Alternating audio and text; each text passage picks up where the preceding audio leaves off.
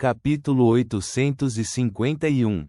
Leonard olhou atentamente para o retrato de Sherlock Moriarty. Seu cérebro tinha acabado de imaginar como seria este último sem óculos ou barba. Embora isso pudesse ser bem diferente da situação real e fosse mais um produto da imaginação, Leonard cada vez mais achava Sherlock Moriarty muito familiar, como se já o conhecesse antes. Como isso é possível? Ele está morto há muito tempo. E eu o enterrei com minhas próprias mãos. Leonard não pôde deixar de balançar a cabeça enquanto murmurava com escárnio. Assim que disse isso, sua expressão congelou porque a pessoa em suas memórias guardava um grande segredo. Esta pessoa escapou estranhamente da influência de 2049 sem a ajuda de outras pessoas. Essa pessoa usou a singularidade de 2049 para matar um Beyonder da sequência 7 e, naquela época, ele era apenas um vidente que não é bom em combate. Essa pessoa conseguiu entender o método de atuação em um curto espaço de tempo e avançou para a sequência 8 em um ritmo extraordinário. Essa pessoa possuía um amuleto de domínio do Sol de alta sequência e o usou com o Capitão Dan Smith, que empunhava as cinzas de um santo, acabando com sucesso com Megose, que estava grávida de uma cria de um deus maligno. A característica de Beyonder da sequência 8 desta pessoa foi retirada por Ince Zanguil, mas a característica de Beyonder da sequência 7 do Capitão Dan Smith foi deixada para trás. Talvez não tenha sido porque Ince Zanguil tenha tirado a característica de Beyonder que havia aparecido, fazendo com que ela desaparecesse da cena, mas porque ela nunca havia se formado para começar. Leonard Moriarty de repente recuperou os sentidos ao observar o retrato de Sherlock Moriarty novamente. 10 segundos depois, ele espremeu as palavras entre os dentes cerrados: Clay Moretti. Ele descobriu que o misterioso detetive Sherlock Moriarty se parecia cada vez mais com seu ex-companheiro de equipe, o herói que salvou Tingen, Clay Moretti. E isso se ele ficar sem os óculos e a barba. Os dedos de Leonard estavam cerrados com força em algum momento, enquanto suas articulações ficavam brancas. Depois de um momento, ele soltou um suspiro ao pegar novamente o dossiê de Sherlock Moriarty. Desta vez, leu com um alvo em mente, mais ou menos na época em que Sherlock apareceu pela primeira vez em Becklund, início de setembro. E isso não foi muito depois de Clay Moretti ter sido enterrado. Os olhos verdes de Leonard Mitchell ficaram escuros enquanto ele instintivamente folheava o dossiê. Então ele viu um nome: Lanevos. Este foi um dos mentores por trás da descida do Deus Maligno na cidade de Tingen. Ele foi um dos principais assassinos que levaram à morte de Dan Smith e Clay Moretti, e dos outros Falcões Noturnos. E o segundo registro de Sherlock Moriarty em Becklund foram suas investigações no banco dos réus por um assassinato em série, assim, esbarrando no Lanevos disfarçado.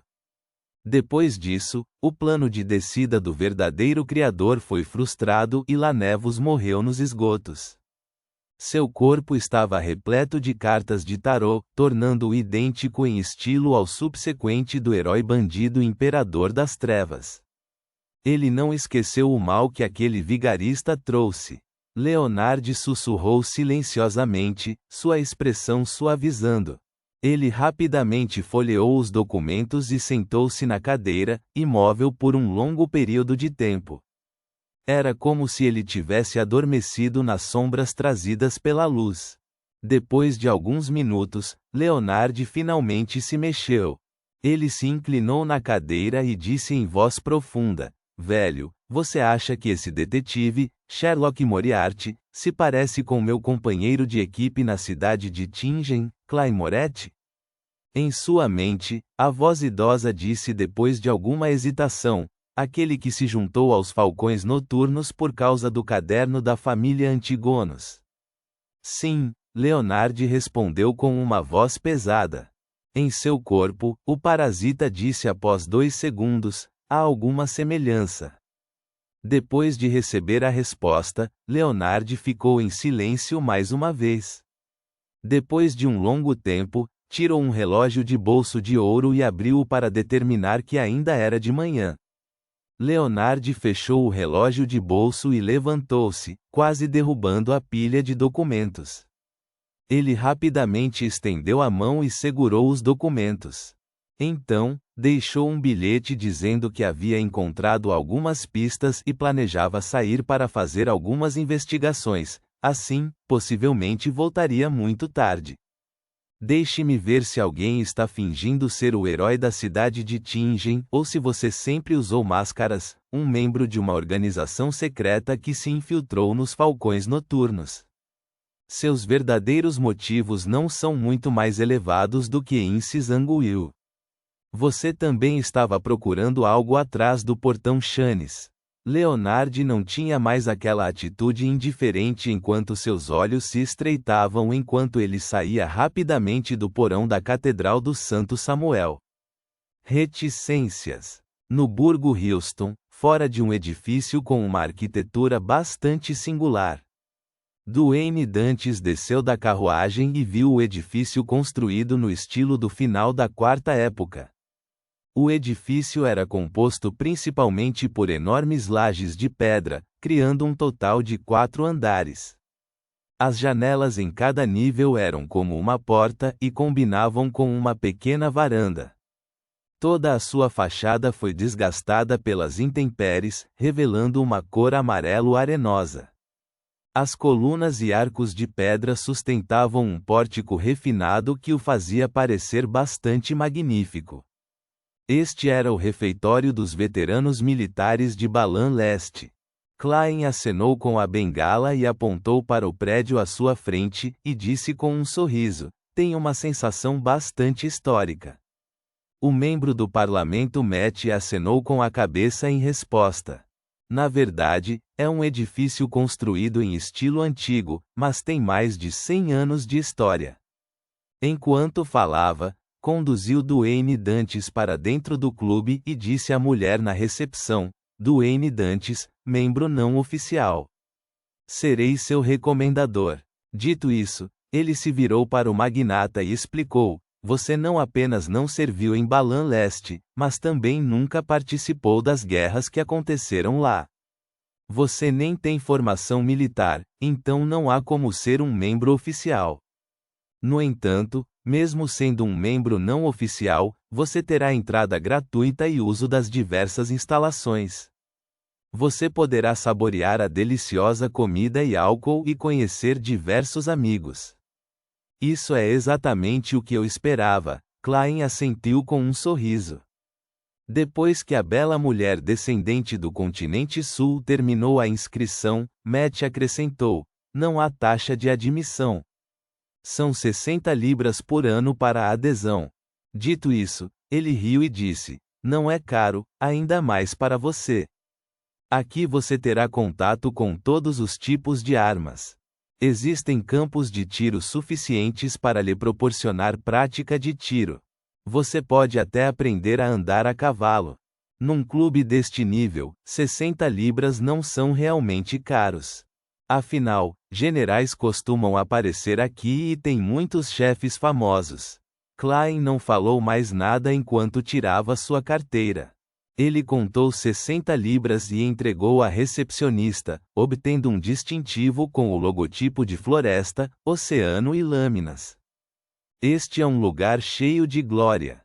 Estou profundamente impressionado com suas contribuições em Balan Leste. Como Klein usava o distintivo com um número nas costas, ele disse a Matt, se eu quiser contribuir para a causa, quem devo procurar?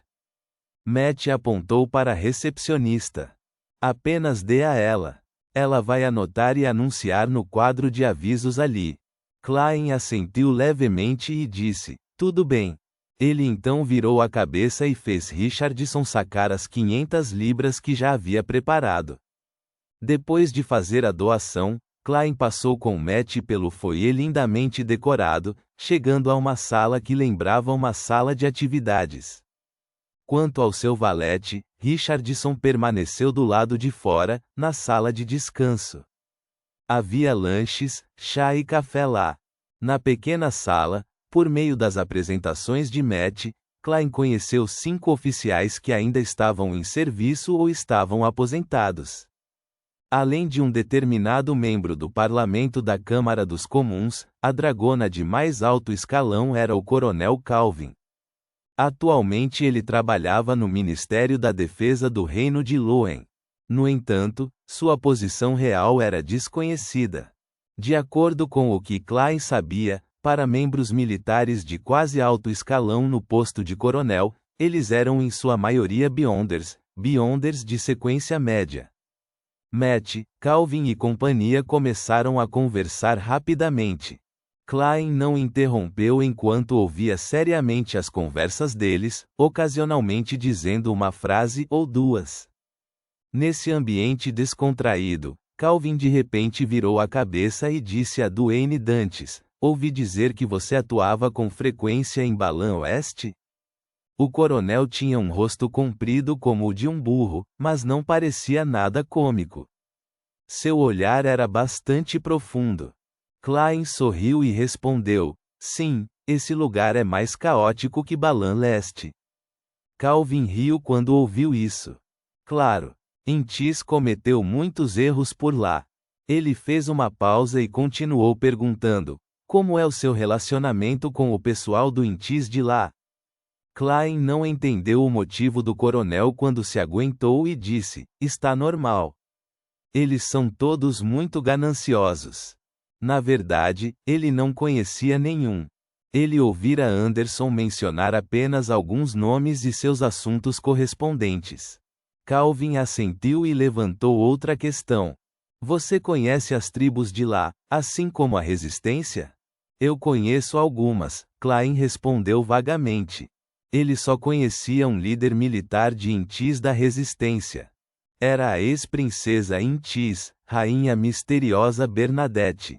Calvin riu enquanto tomava um gole de sua taça de vinho tinto. Durante esse processo, ninguém falou, inclusive Matt. Depois de pousar a xícara, Calvin olhou novamente para Duane Dantes e disse: "O problema é o seguinte: todos os anos, muitos rifles e canhões se tornavam obsoletos. E destruí-los ou processá-los diretamente é um desperdício ou custa muito caro. Não é uma boa solução. Não tenho certeza se você está interessado em comprar um lote e vendê-lo para Balan Oeste.